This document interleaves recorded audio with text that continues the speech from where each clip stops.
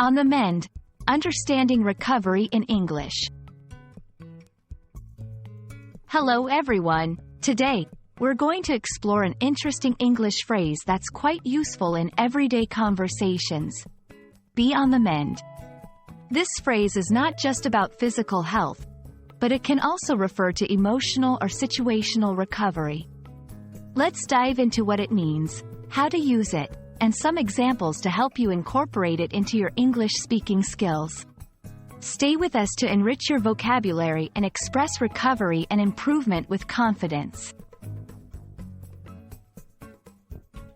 Be on the mend is a phrase that means someone or something is improving or recovering after being in a bad condition or situation.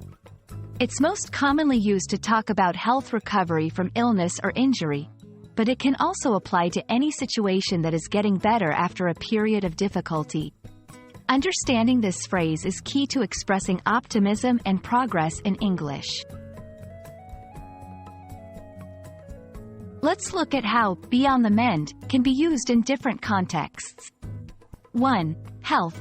After the surgery, my grandfather is now on the mend. 2. Emotional well-being. She was heartbroken after the breakup, but she's slowly on the mend. 3. Professional situations. Our company was struggling last year, but we're on the mend with new projects coming in. These examples show the versatility of the phrase in expressing recovery and improvement. To use "be on the mend" correctly, remember it often implies a process or period of recovery. It's not an instant state but rather a progression towards betterment. You can use it as part of a sentence to describe someone's recovery or to talk about positive changes in a particular situation. In positive statements, "I'm glad to hear you're on the mend."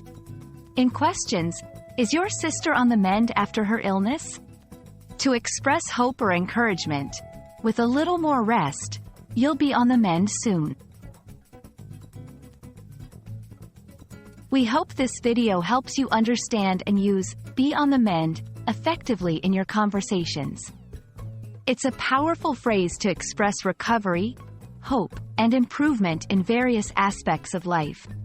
Whether you're talking about health, emotional states, or even work situations, this phrase can add depth and positivity to your English communication.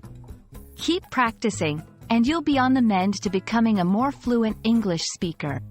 See you in our next video.